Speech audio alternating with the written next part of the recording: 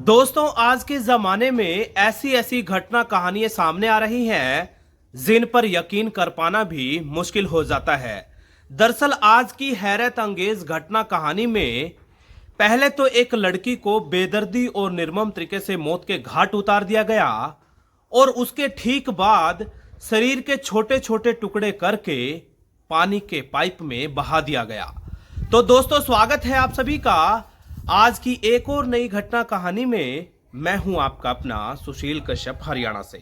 दोस्तों, आज की जो हैरत अंगेज घटना और कहानी को लेकर के मैं आप लोगों के समक्ष आया हूं, वो घटना और कहानी संबंधित है गुजरात प्रदेश से। दरअसल गुजरात प्रदेश का एक जिला पड़ता है पाटन, और पाटन जिले के अंतर्गत एक इलाका पड़ता है सिद्धपुर। उसी सिद्धपुर इलाके का रहने वाला है राहुल कुमार।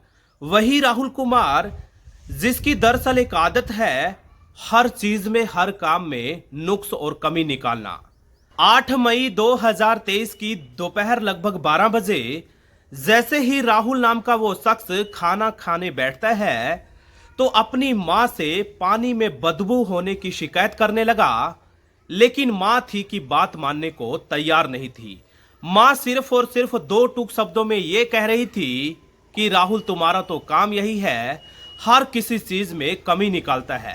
राहुल ने झट से 20 रुपए लिए और घर से बाहर जाकर 20 रुपए की पानी की बोतल लेकर पी ली। दोस्तों, लेकिन अगले दिन फिर वही राहुल इसी तरीके की शिकायत करने लगा और देखते ही देखते उसी तरीके की शिकायत न केवल परिवार के सदस्य बल्कि आस पड़ोस के भी काफी बड़ी संख्या में लोग लगातार कर रहे थे। दोस्तों, कहीं ना कहीं यह मामला इतना ज्यादा तूल पकड़ता है कि देखते ही देखते आस पड़ोस ही नहीं, दूर दराज के लोगों को भी सोचने समझने पर मजबूर कर दिया। आस पड़ोस के काफी बड़ी संख्या में लोग इकट्ठा होकर नगर पालिका के तमाम अधिकारियों के समक्ष धरने पर बैठ जाते हैं और कहीं ना कहीं मामले ने इतनी ज्यादा तूल पकड़ ली थी कि देखते ही देखते वो खबर हर गांव, गली, नुक्कड़, चौराहे पर देखी जाने लगी। दोस्तों, जैसे ही मामला पुलिस के संज्ञान में आया तो भारी भरकम पुलिस फोर्स वरिष्ठ अधिकारियों के नेतृत्व में मौके वारदात पर पहुंचकर कहीं न कहीं बड़ी संजीदगी और तत्परता से पूरी घटना कहानी की तह तक जाने का प्रयास और प्रयत्न शुरू कर देती है। दोस्तों, शुरुआती जांच में ऐसा कोई भी सबूत पुलिस के हाथ नहीं लगा जिससे कि पूरी घटना कहानी का खुलासा हो सके। लेकिन जैसे ही लोगों ने शिकायत करना शुरू किया कि पानी में बदबू आ रही है तो कहीं ना कहीं वरिष्ठ अधिकारियों का माथा ठनका कि हो ना हो पानी का जो मेन पाइपलाइन है उसमें ही किसी बड़ी घटना कहानी को अंजाम दिया गया है। जब पूरी पाइपलाइन को गहनता से जांच की गई, यहां तक कि खोद कर पाइप बाहर निकाला गया, एक ऐसी घटना कहानी का खुलासा हुआ जिसका कई दिनों से लोग अंदेशा लगा रहे थे। दोस्तों, दरअसल उस मेन पाइपलाइन में एक महिला की डेड बॉडी पड़ी हुई थी और डेड बॉडी के जो टुकड़े हैं कई हिस्सों में बांटे गए थे। जैसे ही उस डेड बॉडी को डीएनए रिपोर्ट के लिए भेजा गया तो कहीं ना कहीं पूरे इलाके में सन्नाटा पसर चुका था। पूरे इलाके में दहशत का माहौल था। लोग तरह तरह की बातें कर रहे थे और आस पड़ोस ही नहीं, दूर दराज के काफी बड़ी संख्या में लोग पूरी घटना कहानी को अपनी खुली आंखों से देखना चाहते थे। कहीं ना कहीं जो वरिष्ठ अधिकारी था उसने बड़ी संजीदगी और तत्परता दिखाते हुए आदेश दिए कि नजदीकी थाने में यह जांच की जाए कि हाल फिलहाल के दिनों में किसी महिला की गुमशुदगी की रिपोर्ट दर्ज तो नहीं हुई। तो आखिरकार पता चलता है कि नजदीकी थाने में एक बुजुर्ग महिला ने अपनी बेटी की गुमशुदगी की रिपोर्ट दर्ज करवाई है।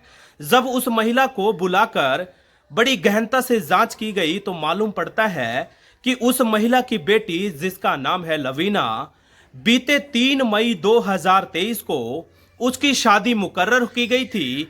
यानी कि 3 मई 2023 को उसकी मंगनी हुई और 13 मई 2023 को उसकी शादी होना पक्का हुआ था। लेकिन शादी होने से पहले ही वो मासूम सी बच्ची या मासूम सी लड़की कहें, इस दुनिया से सदा सदा के लिए जा चुकी थी।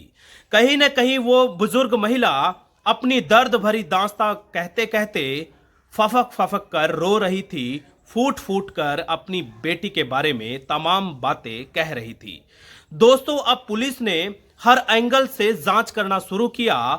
बहरहाल दोस्तों, इस पूरी घटना कहानी को बनाए जाने तक इतना तो पुलिस ने स्पष्ट कर दिया कि हो ना हो, वो जो डेड बॉडी पाइपलाइन में बरामद हुई है वो लवीना की है। लेकिन उस पूरी मौत की पीछे की वजह क्या है और मौत का असली हकदार कौन है, इस बारे में पुलिस ने अपने पत्ते नहीं खोले। दोस्तों, किसने हत्या की और क्या पीछे की वजह थी, ये आज भी भविष्य के गर्भ में छिपा हुआ है।